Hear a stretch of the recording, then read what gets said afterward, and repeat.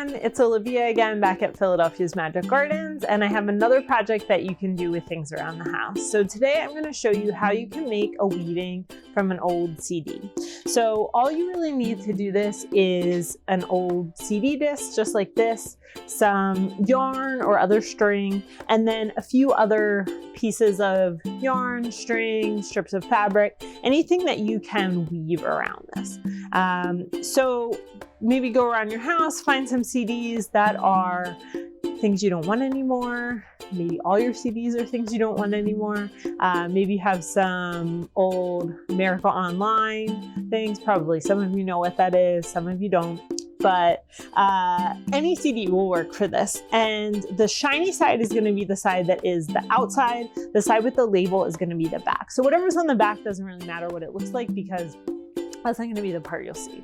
So you're going to start off by cutting a length of yarn. And I would say you want to cut this a few feet long just to give yourself enough slack, but you're probably going to end up cutting it down. So you might want to cut it about 3 feet or so, and then you'll probably end up cutting it down.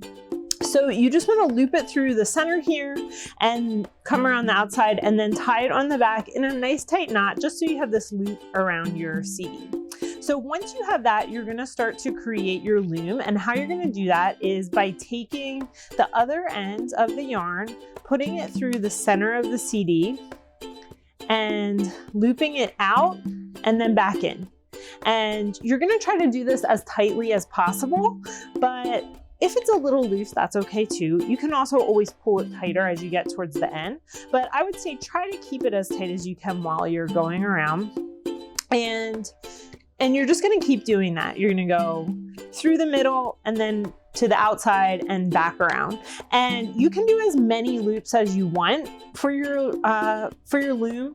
And having more loops is just going to mean that it's going to be a little bit finer in terms of how you're weaving your stuff through.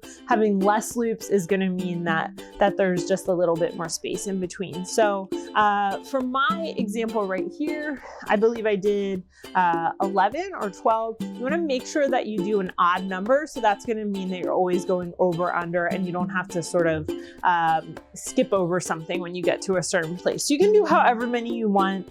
You could certainly do more than that. You could do 17, 19, 21, and you'll get sort of a finer weave. So you keep going around until you get to the end. And then once you get to the end, you just want to tie off this loose end right here onto the first loop again. And you can see how I did that right here. Again, tie that as tight as you can, just so that your loom isn't really loose. And then you're just going to start weaving from the center out. So you can see I have some pieces of ribbon. This was a handle that I pulled off of a gift bag. So you might have all kinds of stuff kind of laying around. Strips of fabric would work too. So anything that is going to be long and thin enough that you can just put around here. And you could also use pipe cleaners. We've got some different kinds of ribbon here. We've got some fat ribbon, some stuff that's skinnier. And you're really just going to do that over under motion. So under one piece, over the next one, under the next one. And you're just going to keep going around and around with this. And you don't really need to tie these. You just want to leave a little tail so that it's not going to come undone. And then when you get to the end of something, and you can weave until you get to the end of your piece, or you can cut it off when you feel like that's good. And then you just want to kind of overlap those little tails when you go to a new type of weaving material. So you can weave all the way out to the end if you want to, or you can sort of stop here.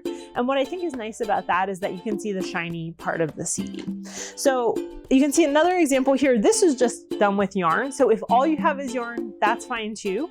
And it was just one color going around and around, but you can add a little bit more decoration by adding things that you glue on, little jewels or other things like that. And you could also use permanent marker to add some little designs and patterns. You could write words on here if you wanted to. So there's a lot of different ways to decorate this. And then when they're all finished, these are really nice to hang. So you could tie another piece of yarn or string on here so that it can hang.